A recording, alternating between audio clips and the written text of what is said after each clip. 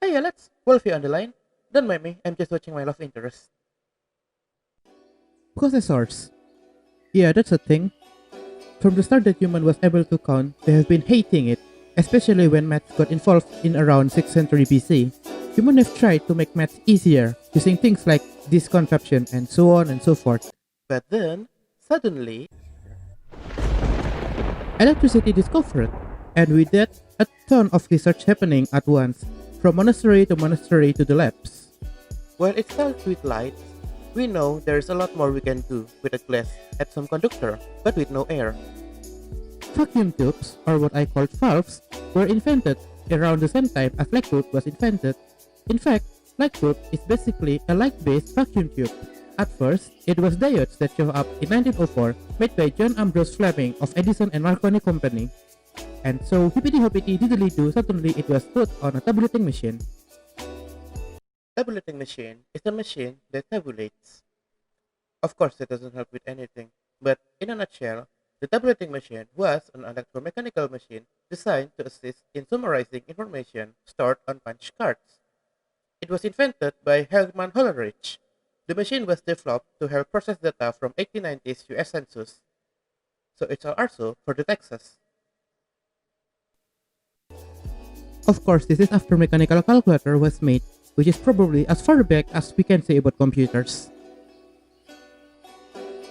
But we don't have all day to do this, and this is supposed to be played on the beginning of my second season, which is why I don't want it to be too long. I have to play bomb games with Sukination after this. So let's just skip everything and just go straight to. The Intel 8088 is the most well-known 8-bit processor because IBM. Again, it's a long story, but in a nutshell, IBM starts as CTRC, the Computing, Tabulating, Recording Company, which is again IBM is already well known in computing industry, especially with their mainframe computers. So of course, if they release personal computer, they are going to take the market like a storm. Of course, IBM was not alone. There was Apple with Apple II, Commodore with Commodore 64, and here in mainland Britain, we have ZX Spectrum by Sinclair, BBC Micro B, Master and Archimedes all by British Broadcasting Corporation, and the Accord. Lastly, Wales, with its own Dragon Computers, Dragon 64. Pamong others ang victim ko. The processors that they are mostly used was MOS 6502, Xerox Z80, and Motorola 6800. That's until IBM come with the Intel 8088, and that's not even all. In fact, there's a lot of clones that uses other than things that I have just said. So, you will think next up will be 16-bit, right?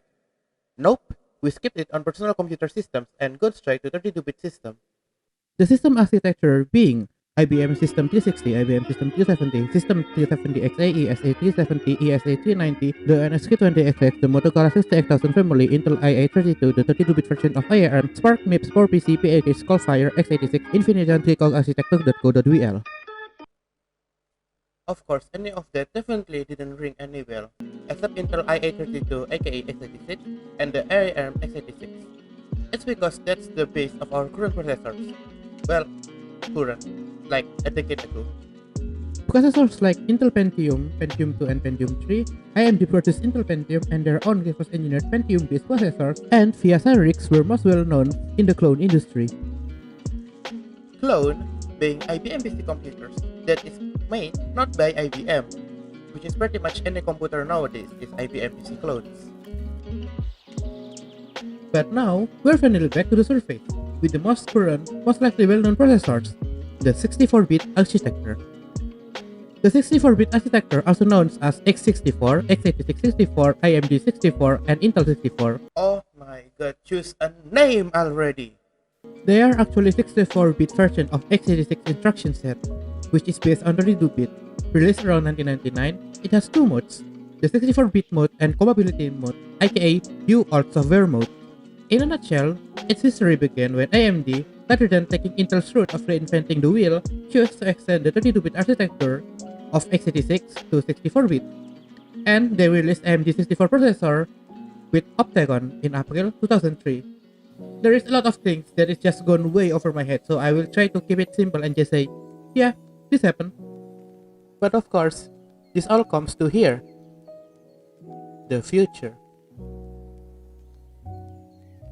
ARM computers has been there for ages and probably going to be worth for its own video, but they never been into big computers, as at that time, most RISC-based computers were be either made using processors by MIPS, Spark, or PowerPC, and sold by enterprise or educational manufacturers like Sun, Silicon Graphics Incorporated, and Apple. Yeah, I actually expect Core PC to be sys like AMD and Intel, but it's actually RISC.